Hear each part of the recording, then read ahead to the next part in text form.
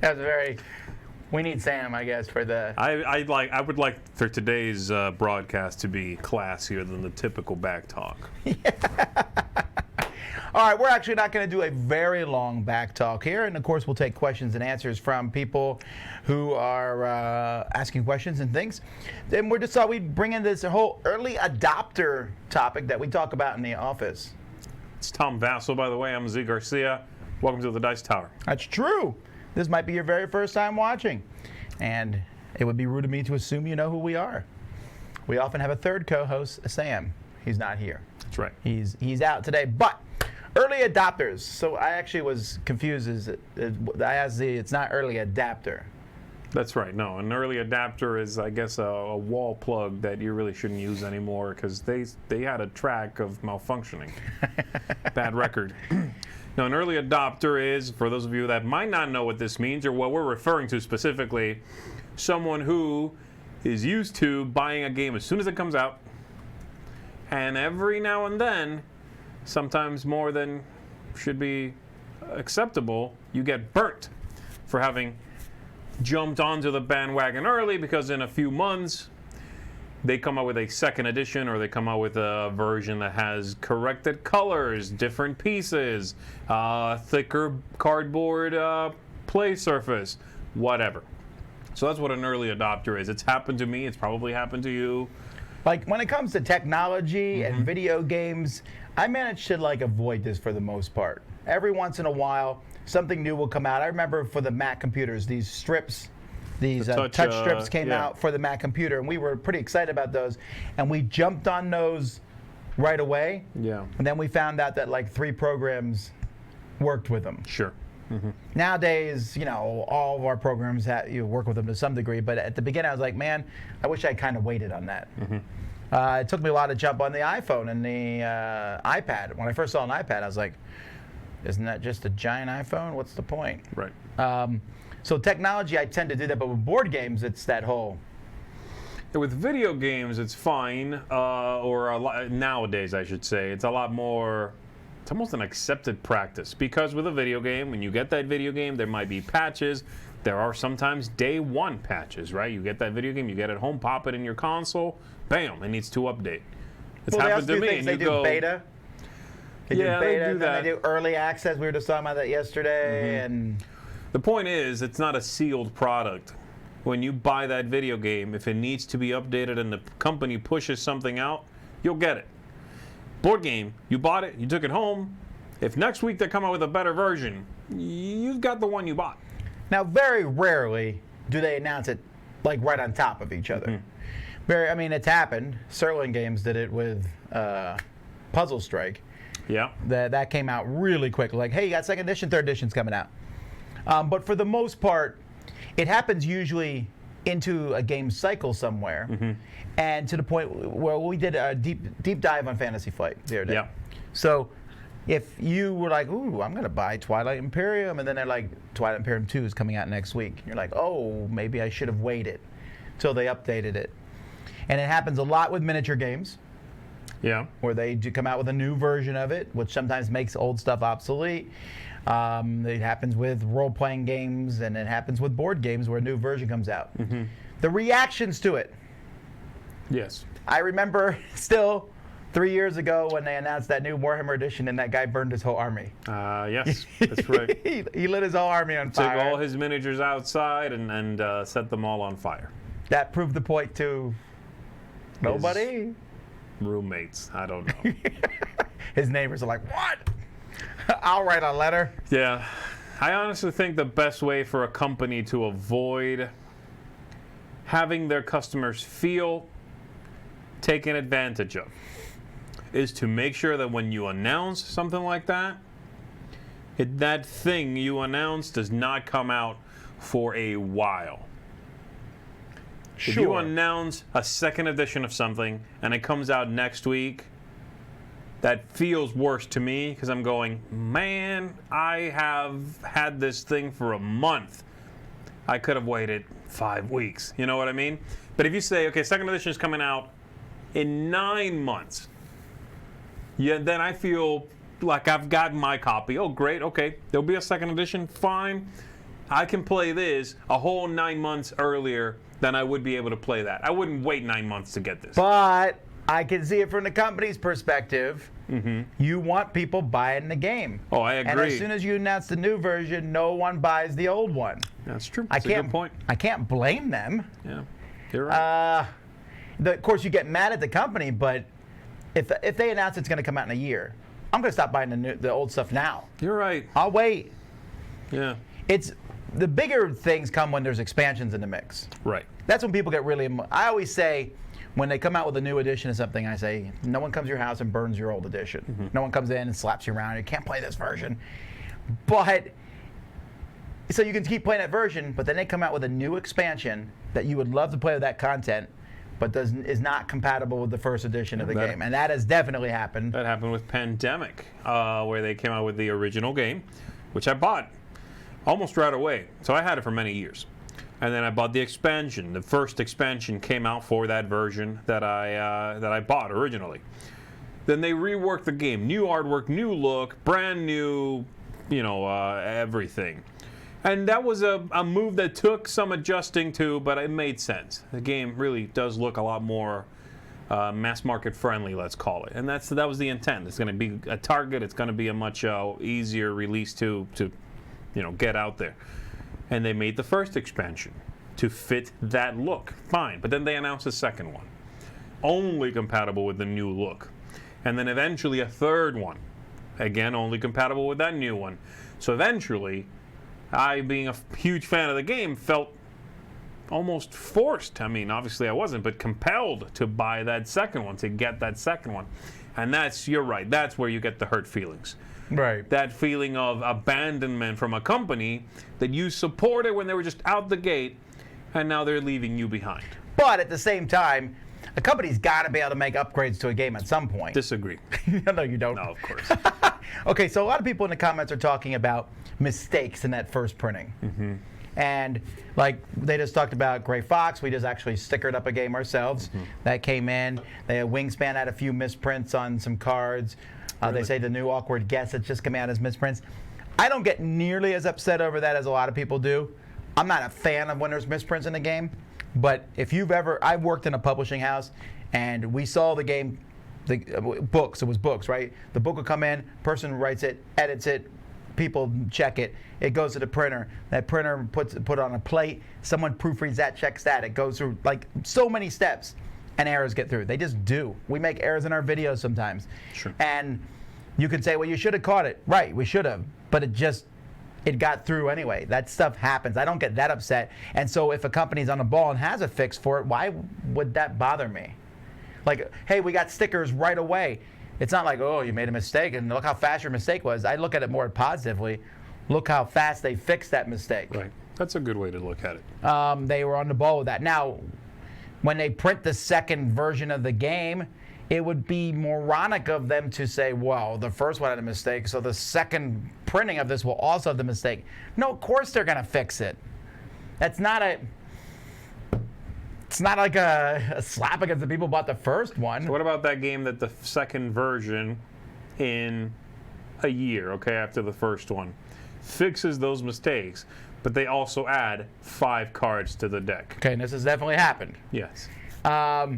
Then I personally think that's cheesy, unless, of course, they do something to the effect of you can buy those 5 cards separately. Okay. Then I'm fine with it. If you get those extra 5 cards. But when companies do that, to me it's especially egregious when here's a big box that will hold everything for the game, or that replaces the box or whatever, and there's also 10 cards in here. Yes. And then, well, I guess I'm forced to put all this stuff together to get that extra content. You're not, of course. I understand no one's forced to get extra content. Right.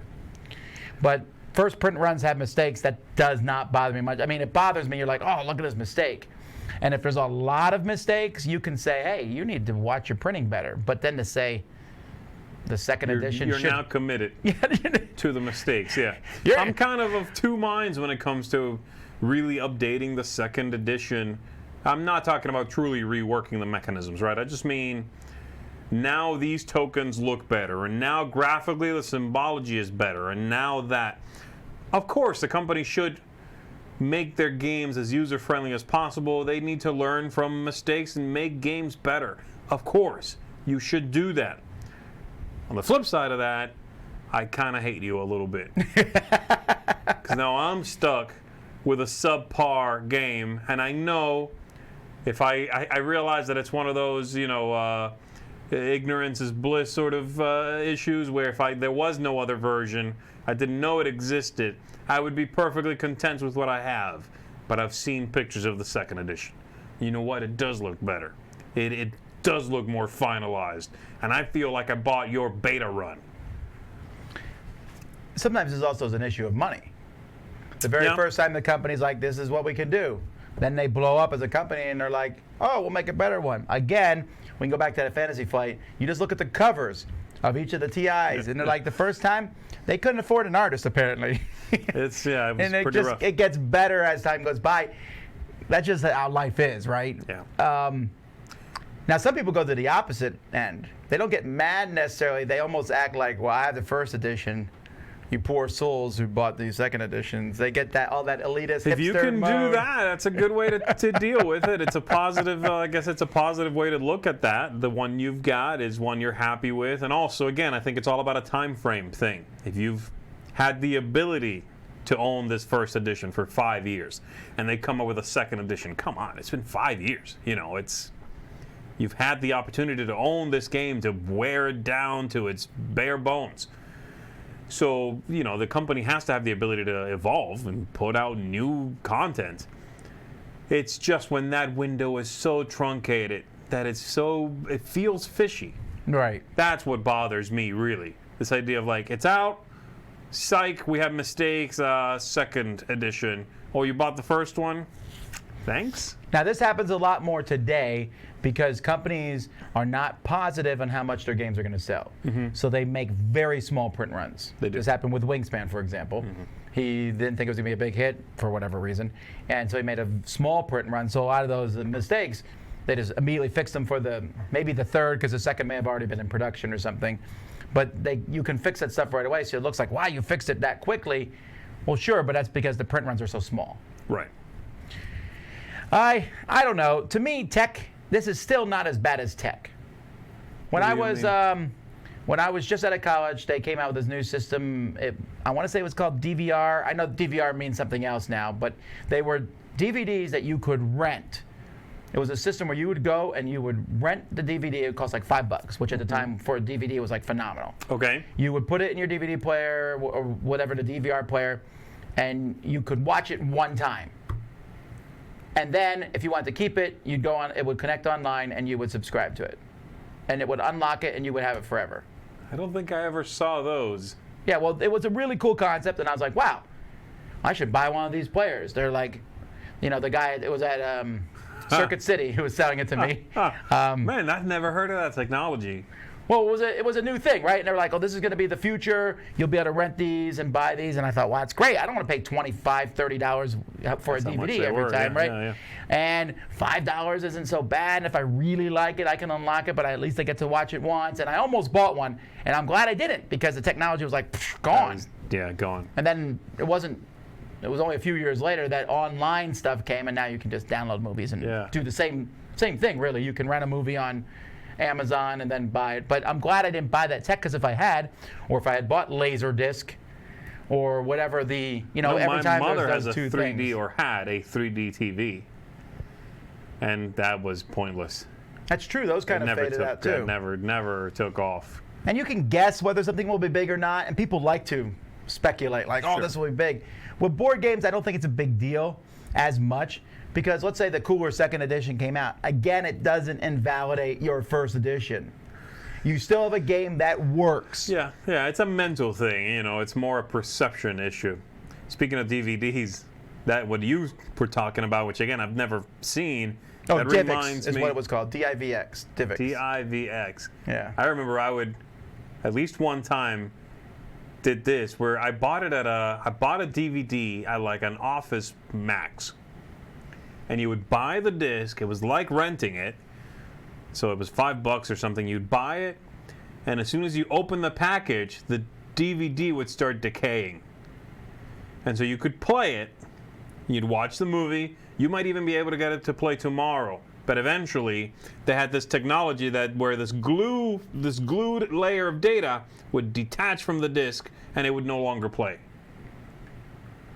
That's crazy. This is a real thing. I don't know what it was called, but I definitely did it. Where you would buy the thing, came in a cardboard package, you'd open it, watch it. I think I was able to watch it like 2 times or 3, but then in a couple of days, it will not work. Yeah, it's really crazy. How many times did you do it? 1 time, I think. Yeah. Well, that obviously did not take off. Today's show, technology the other host has not heard of. Well, I. So this person said here, one of the comments, to be fair, if you're someone who wants to be the first for everything, then the trade-off is that you take a risk on it, be that misprints or becoming defunct. And that's true. Some people in here said that's why, one guy said something effective, that's why I always wait for the second reprint.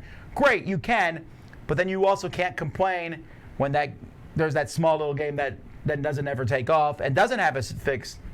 You take the chance of not getting those games. That's the other side of the original argument there. You know, if you're an early adopter, you take the risk. Yes, but if you're an early adopter, you also guarantee you have a copy.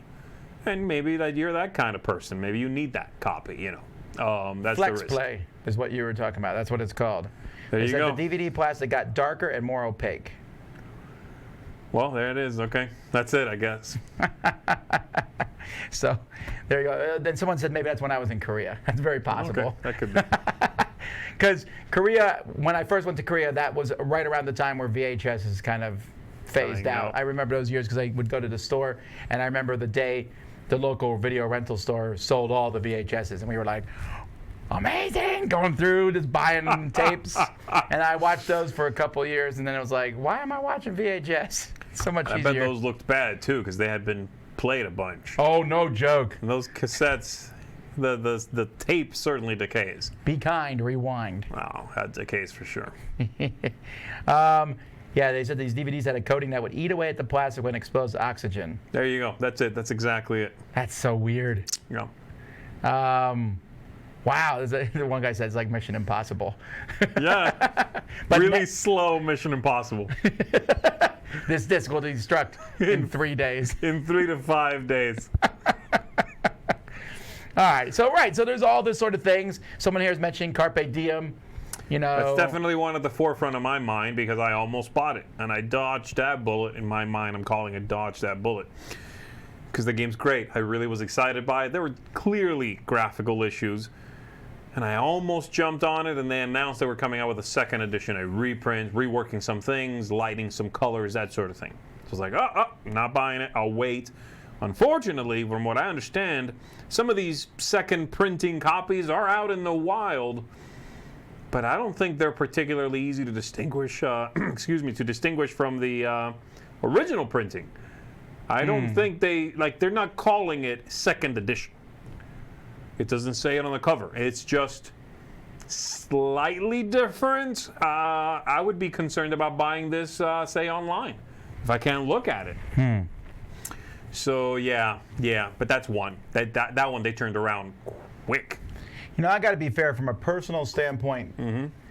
This doesn't bother me also because I'm in a unique position. I know that if I get a first edition of a game and a company makes a second edition, they're going to send it to me. Sure. Right? So that's why I'm probably not as upset about these things. I'm trying to look back before that happened. You can't remember that far back. Well, yeah, I can. Come on now.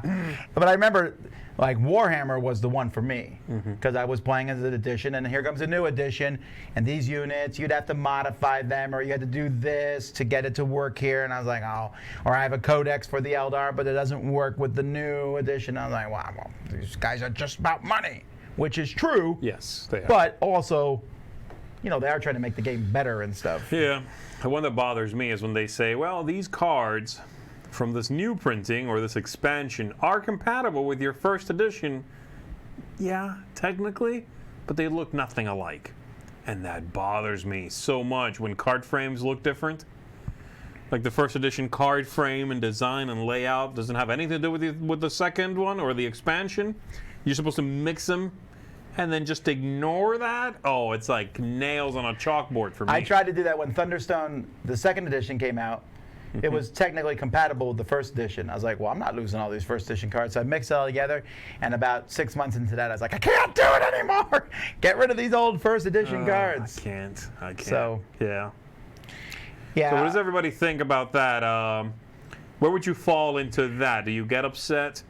Do you find yourself, A, being an early adopter, and B, where do you find yourself falling when they do pull what you'd consider a fast one on you? You know, is that something that you just figure, hey, the companies have to do it? They're not taking my game? Or does it bother you?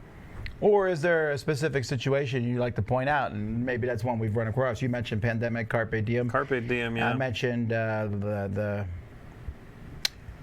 disc pulling game from Serlin Games. Gem Crash or whatever that was. Yeah, whatever it was called. I already mentioned it. I'm waiting on the JIME second edition. I don't know what JIME is. You guys got to stop using acronyms. JIME is Justice in Middle East. I don't know. Middle Earth, maybe? Journeys in Middle Earth. Oh, right. Okay, Journeys in Middle Earth. What was wrong with that one? Too much Lord of the Rings. Burn the vendor booth down? Okay. This is akin to when new game consoles came out. Do you wait for them to work out the production kinks, or do you just want that new tech? Oh, Road to El Dorado. That's one that just happened. Yes, though technically that's a little different. That copy you've seen images for with that gorgeous Vincent Dutrait artwork, that's not an American release, assuming you're watching from the U.S. There will be companies that will have the rights to put out that version in places where the other one does not exist or is distributed. That's super weird. So are you going to get a copy? I don't know. Vincent Dutrait. It is. It's also large format cards. I like that also. Have you seen the footprint on this game? I have, but I like large format cards. I might, if I can find one, but technically, you'd have to find one. You'd want to find one also that has English content. Like I know the Finland one will have an English rulebook in it. If you're from Finland, we need to talk. Yeah, that one doesn't upset me too much. It's a very unique situation in that case. All right, someone's talking about the new technology from Come On. Sure, well, that's tech actually in a board game. Mm-hmm. That's a very different thing. I mean, that may have problems too. We'll have to wait and see. Although, quick aside, I saw the beta version of that, and it looked really good even then. They've been working on that for a while. They have been working on it for a while. Puzzle Strike, someone says, is great. The third edition at League. Yeah. That's the one. For example, with the PS3, the later models lost the backwards compatibility. Mm-hmm. That happens sometimes too in the video game realm, but it happens with board games. Well, this works. Thunderstone is a good example of that. Right. Thunderstone Advanced said you could use the old Thunderstone expansions. Then they made the third edition and said, all that old stuff, sorry, it doesn't work anymore. Yeah. And other games have done that too. I'm like, oh, I have this old stuff. It doesn't work with this game. When are they going to reprint it? This happened with TI4. Twilight Imperium third edition has 2 expansions that are chock full of stuff. Right. Well, if you want to play with some of that stuff, you can't right now. It's not in 4 It's got to wait for the fourth. The flagships were in base game, but like there was leaders in it and just various modules. Nothing amazing per se, but it's just not in the new game yet. Right. And if you really like it, you have to go back and play the old version. Yeah. This person says, I'm and again, annoyed. I think that's fine in that case. The different, like the number of years, we were just talking about this yesterday, between 3rd and 4th edition, it was like 12 years. Right? I mean, it's sure, fun. Right. And then I'm a whole lot more forgiving on that. It's when it's a year apart. Yeah.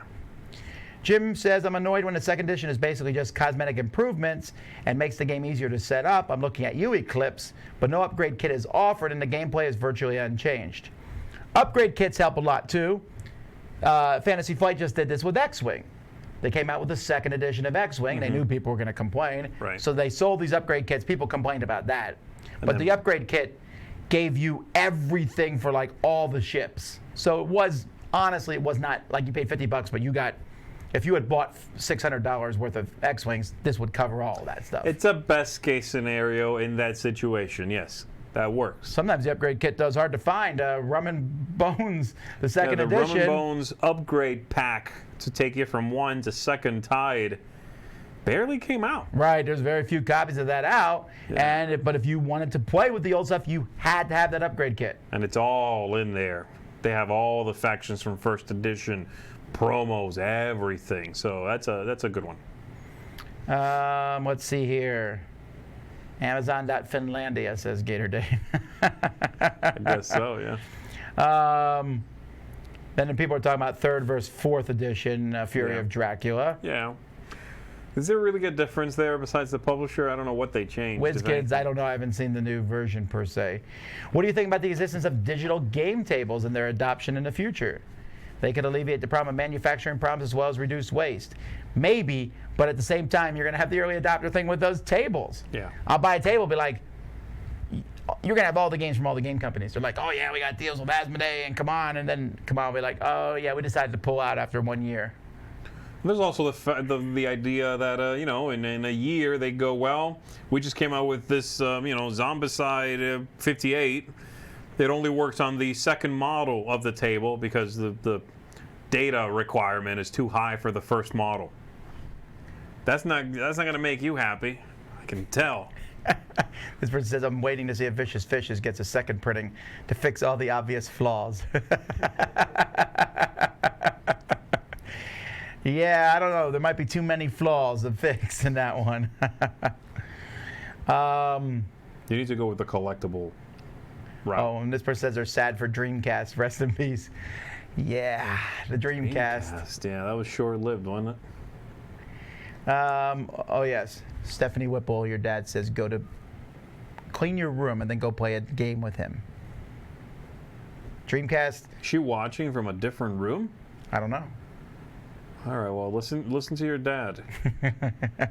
Computer software is the worst, says Eric. Old stuff works on one operating system, then the new one makes it all unrunnable.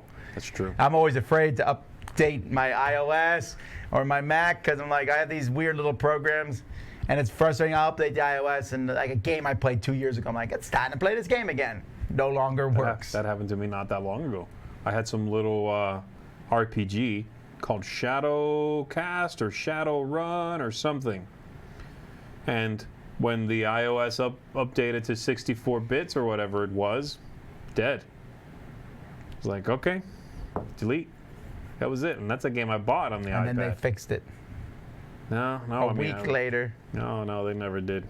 I Googled it. I wanted to make sure because I paid for that game.